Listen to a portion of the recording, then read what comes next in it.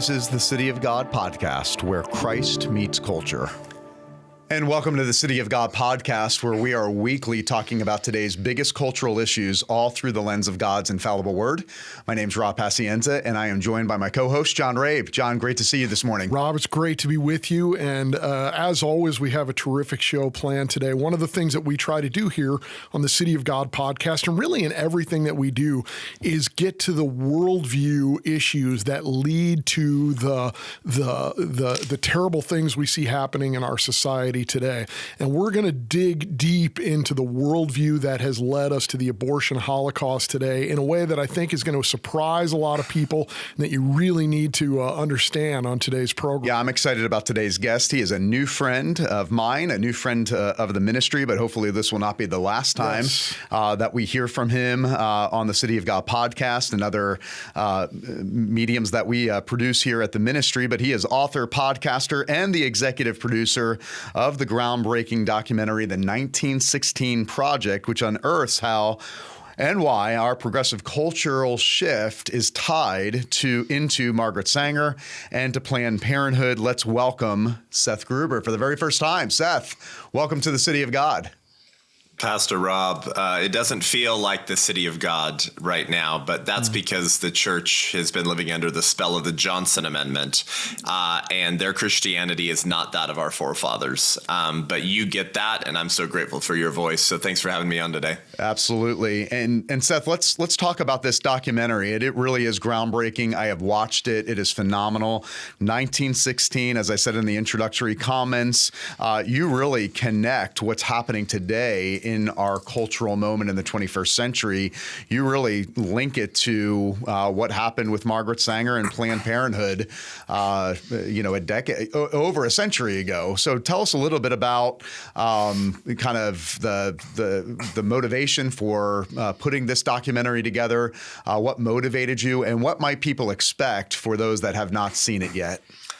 Yeah. So, brother, listen, most people are like, don't kill babies. They're precious. That's wrong. Okay, wonderful. Amen. If you can't grasp that, I don't trust you at all, actually. However, we can't deal with something as wicked and evil as killing babies, abortion on demand in America, 70 million babies slaughtered in the name of radical feminism since 1970, without dealing with the sexual revolution. And actually, you can't deal with the sexual revolution without dealing with cultural Marxism. And the strategy that the cultural Marxists openly talked about how they were going to transform Western civilization and the culturally formative institutions of power. Like, all this stuff goes together. As my friend Dr. Nancy Pearcey often points out, it's actually an observation from Schaeffer, that the church tends to deal with issues in bits and pieces rather than in totalities. So you can't take the abortion box off the shelf, open it up and go, all right, let's talk about how we kill babies and why that happened. And then put the box back, and then take your critical race theory box and say, okay, so why are all white people racist again? What did Nicole Hannah-Jones and Matt Walsh, he tricked Robin DiAngelo, that anti-racist. Okay, let's put that back on the shelf, and then let's take out our comprehensive sexuality education, which is basically just pornographic cartoons for children in our public schools, and let's talk about how that happened. You're not effective if you do it that way. And the other side, they don't stay in their lane, Pastor Rob, right? It's not like Planned Parenthood doesn't stay in the abortion lane. Here's an example of that. Yes, they're the largest abortion provider in the world.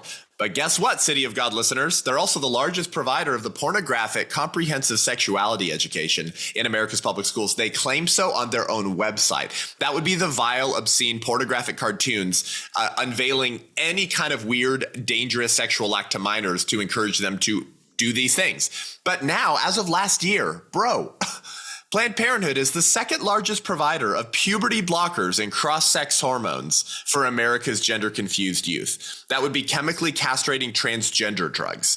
So I think there might be a deeper worldview issue going on here that causes Planned Parenthood to see all of these various things as the same thing. So that's the beginning of the answer to your question. The second was that in the summer of 2020, Planned Parenthood canceled Margaret Sanger. And I was just like, this deserves an entire film and book. I mean, this is hilarious. They dismissed and ignored, Brother Rob, the critiques and criticisms of conservatives against who Sanger was, against the bad seed of Planned Parenthood, going all the way back to G.K. Chesterton, who wrote a book called Eugenics and Other Evils, who was blasting the eugenicists in the 19-teens, in the 1920s.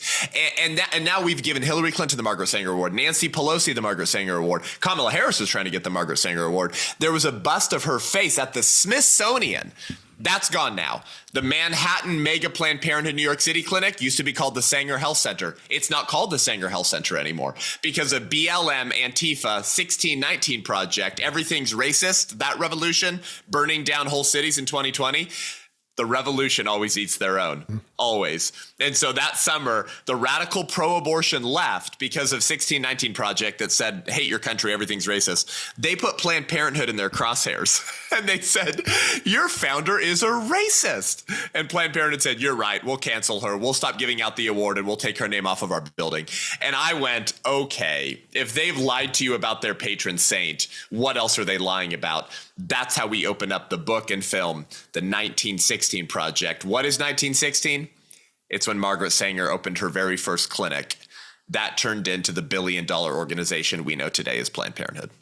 Clearly, of course, for those who are aware, the 1916 Project is playing on the title of, as you mentioned, the New York Times' 1619 Project. And it is always sort of entertaining to watch the revolution eat its own as you're talking about there and to see that unfold. But even with Margaret Sanger having been cast aside, even with her having been canceled, the worldview issue still remains. And I think it's I think it's so important that you get into this because that is what we tend to do. We see these things as discrete issues. And you just touched on the root of it, the cultural Marxism. She was not alone in that, but people might even look at abortion and Planned Parenthood and say, well, okay, it was in the service of the sexual revolution. Okay, but what was the sexual revolution in service of? So what is going on further back as we dig deeper down here beyond just the sexual revolution and quote unquote reproductive freedom? Yeah, super well said, brother. I knew I liked you guys. So you can cancel your founder, but wait a second. Remember the precepts, right? The premises of the 1619 Project, which by the way is just cultural Marxism. Really, really quickly, Nicole Hannah-Jones, the purple-haired Marxist who wrote the 1619 Project. It's now a Hulu special. It's now a series on Hulu, right? But the book came out at the end of 2019, 9 months before George Floyd, and it gave the liberals in their miserable lives in Martha's Vineyard something to talk about at cocktail parties. But then it became K through 12 curriculum, and it became actually pretty influential in teaching people to hate America. Well, Nicole Hannah-Jones was mentored by, Angela Davis, who comes from the Frankfurt School. She's in her 80s now. She's a bitter old black woman who hates white people. She was doing critical race theory, guys, before it became an infamous phrase on the right. Ooh, CRT. Yeah, she was doing that for decades. But she was mentored by Herbert Marcuse, one of the fathers of the free love movement in California, who was directly from the Frankfurt School. Herbert Marcuse developed the idea of enforced coercive toleration, which Carol Quigley talked about in his book, Tragedy and Hope, A History of the World in Our Day, before the libs in the liberal establishment had all of the books destroyed in 1966, right before the big release with Macmillan, because they were afraid that Carol Quigley, who later mentored the Clintons, would expose their plan too early. And the plan was enforced coercive toleration, which came from Herbert Marcuse. Marcuse, who said the way back into the garden is to take another bite of the fruit of the tree of the knowledge of good and evil. In other words, commit the original sin again in order to get back into the perpetual state of innocence. But Herbert Marcuse said enforced coercive toleration, which means you pose as the benefactors of the people.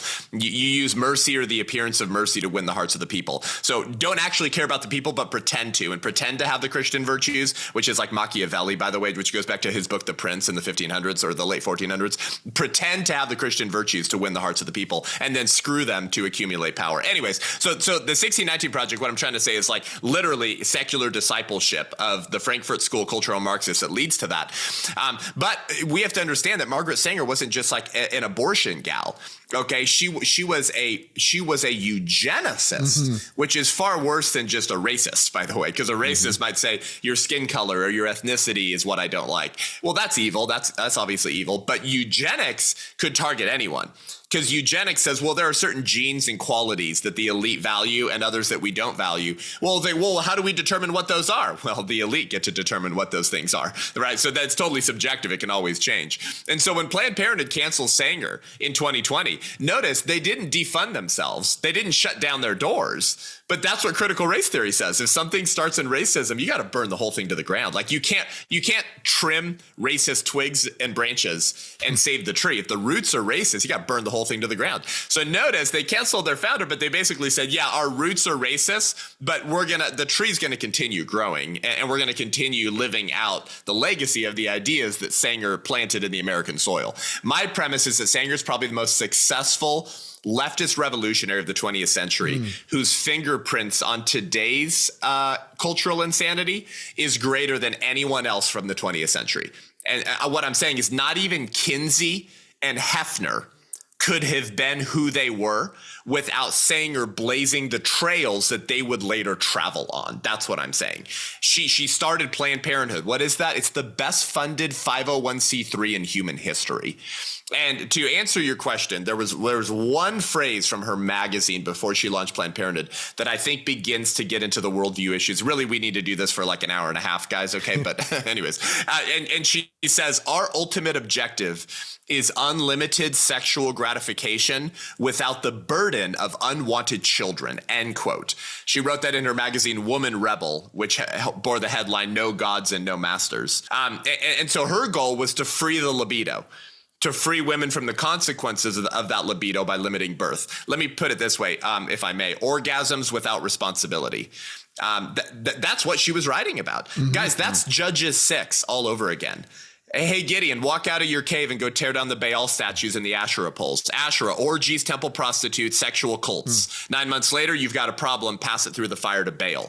So today, Planned Parenthood, sex ed is their sales funnel, abortion is their product, and your children are their prospects. It's the Asherah poles and the Baal statues all over again. But you had to go and put me on a soapbox and ask me a big question, I love it, and now I need to shut up. No, and you're absolutely right about the funding of Planned Parenthood. I mean, we're dealing, John and I both live in Florida. We minister in Florida, and we're facing on the November 5th election, Amendment 4 that is funded by George Soros and who else? Planned Parenthood. And the airways down here are filled with ads for Amendment 4 everywhere. I just got back from Orlando. To enshrine abortion into our state constitution. I was just there trying to defeat it with a bunch of believers in Orlando. And I appreciate we did that. A conference there. We launched a chapter for White Rose Resistance. We had 150 people outside of the abortion clinic.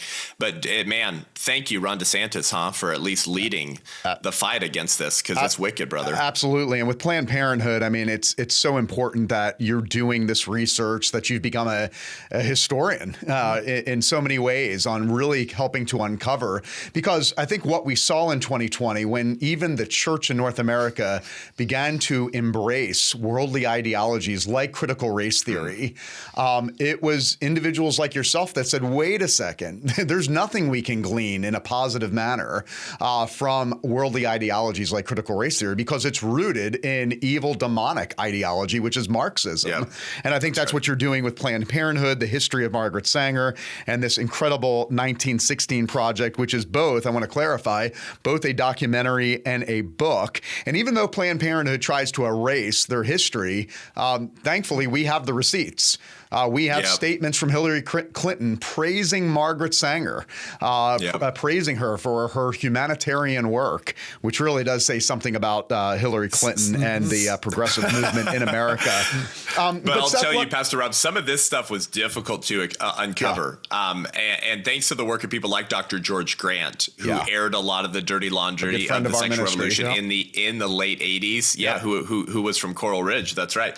I was able to kind of bring this back to Gen Z and to this generation through a film. And I even uncovered other stuff that, believe it or not even Dr. Grant had in his original seminal book, Grand Illusions. And it's not stuff that you can just go verify on Google. Some of it is so shocking that you have to go find the $300 editions of books no longer in publication that ship from Germany, so I can find that one line to prove that one thing So the film is on X right now on Twitter for people that want to watch it. 1916 Project. Phenomenal. And I can't recommend it enough, both the documentary and the book, and exposing the evil and demonic roots of these movements that have been embraced, as I said earlier, by the North American church. Once you begin to see the roots, hopefully the North American church can begin to cut the roots out and really return to the gospel. Amen. So therefore, that leads to my next question, Seth. You want the church in North America to be exposed to the true history of Margaret Sanger and Planned Parenthood, to really help us understand how we got in the cultural chaos that we now find ourselves in today. But what is more than being informed, what do you want the North American church to do about this? What's the biggest takeaway? What's your hope 5-10 years from now? Millions and millions of Christians around America and beyond are exposed to the documentary, exposed to the truths in this documentary and the book. Yeah. What would their takeaway be? What is your call to action? We have to rebuild Christian resistance. And that's what we're doing at my ministry, brother, the White Rose Resistance. We're launching resistance chapters around the country. We're doing a conference in D.C. the week of the inauguration, the day before the March for Life, called Life or Death Con. We're doing an event in June of next year called The Last Stand with 8,000 people in California to take back June, because June is Life Month. It's not Pride Month. It's when Roe v. Wade got overturned. And so we want Christians to realize that voting is the beginning of their Christian civic duty, not the end of their duty. And in fact, by just voting, you're not going to reverse the crash course that we're on right now in America. We need to be outside of abortion centers, protesting and pleading for the life of the baby and offering the help and love of the local church to that mom. Right? We need to be speaking at school board meetings with 500 people lined up, striking fear into the heart of all these groomer school board members who are pushing pornographic curriculum onto kids and letting boys go into the girls' bathroom if they say that they're a girl. And we need to get godly men and women elected on school board meetings. There is so much we have to do to take back the culture, being involved both on the ground but also politically. And that's what we're doing with launching our chapters around the country and training believers what that looks like. The film and the book are the 1916 Project. And as we've been talking about, you mentioned, Seth, you can watch the documentary right now on X at the website. It's available for free. I was showing someone clips from it just an hour ago. And awesome. Really nice work that you guys have done.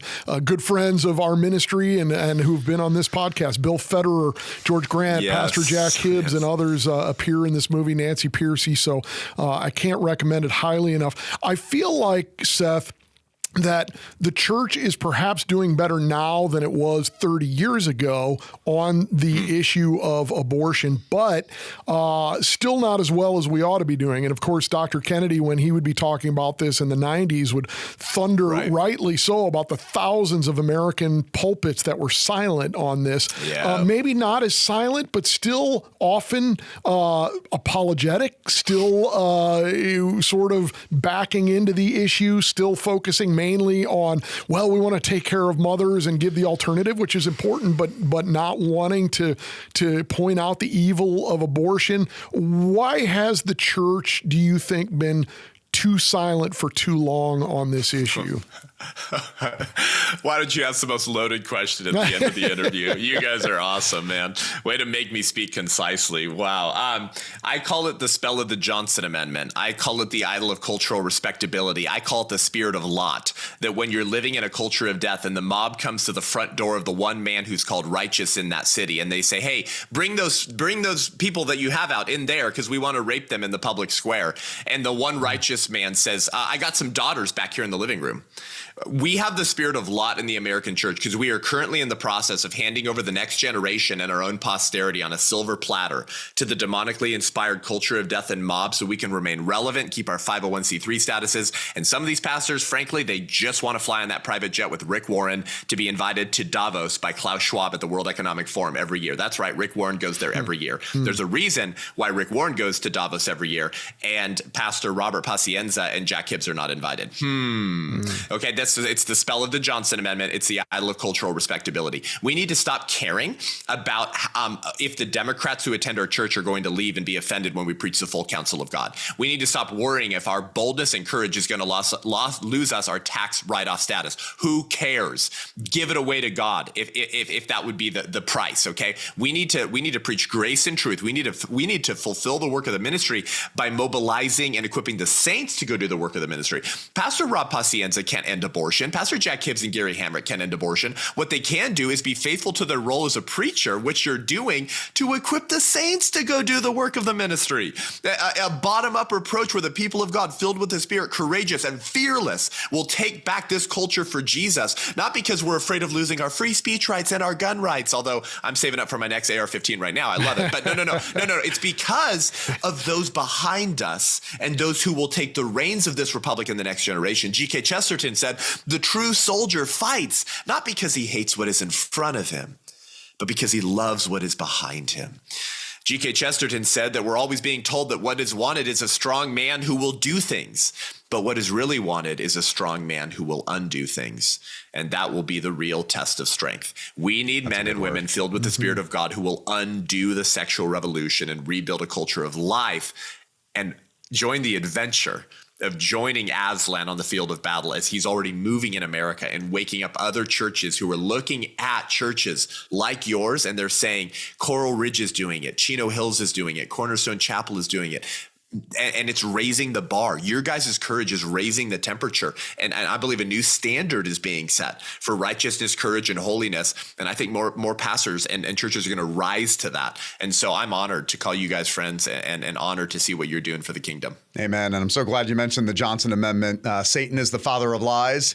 And I think one of the greatest lies in his toolbox has been the Johnson Amendment to scare Christians and particularly pastors to remain silent. Nailed it. And it's what a great tactic of the enemy to keep religion out of politics and keep the gospel and the whole counsel of God from applying to this cultural moment. And it's a paper tiger. As you know, you're not afraid to speak out. They don't do anything. It's an empty threat that we don't need to be intimidated by. And Satan's laughing all the way about it. Seth, 1916 Project, you can see it on X. Share with our audience your website where they can find out more information. Yeah, so to get straight to our Twitter in case you can't find it by yourself, and then to pick up my book from us so you don't give your money to pro-abortion, Christian-hating Amazon, go to the1916project.com. That's the 1916project.com. That will link you straight to X to watch the film, and you can pick up the book there. And then you'll learn more about what we're doing in our conferences. We'd love to have your listeners come out to some of our live events in DC in January or in California in June, and everything links from there. So thank you, brother. Yeah, please get to know our good new friend, Seth Gruber. Check out the 1916 Project. Oh, and any church can host a screening. Sorry, any church. So even though it's online, any church or pastor who listens to City of God can bring it to their church and their people. Seth, we are grateful for you. We are grateful for your voice right now amidst the cultural chaos, exposing the lies of our culture, but also giving the nation a hopeful outlook and a hopeful message to take this nation back and to take our culture back for generations to come. And Seth, I know we'll have you on again. My hope, Rob, is just the next time Seth comes, we can maybe get him to come out of his shell a little bit on some of these things. Give us the straight version next time, if you will. I'll try harder. Thank you, guys. I'll see you at NRB. Yes. Love you, brothers. Exactly. And that's all the time we have today for the City of God podcast. If you enjoyed this episode, don't know how you couldn't have enjoyed this episode. We packed a lot in a short period of time with Seth Gruber. We pray that you'll pass this information along to family members, friends, anybody in your life that is interested in how their faith impacts and integrates with this cultural moment. We pray that you'll pass this episode along. As a reminder, this episode and all of the episodes for City of God is produced by Coral Ridge Ministries in partnership with the Institute for Faith and Culture. So please check out our resources at both crm.tv and institutefc.org. And we thank you for joining us today, and we'll see you back next week at the City of God. The City of God podcast is produced by Coral Ridge Ministries and made in partnership with the Institute for Faith and Culture. Visit us at cityofgodpodcast.com to access all of our previous episodes. You can also listen on Apple Podcasts, Spotify, Google Podcasts, Amazon Music, or anywhere you get podcasts. A full video version of this podcast is available on YouTube. This is the City of God podcast, where Christ meets culture.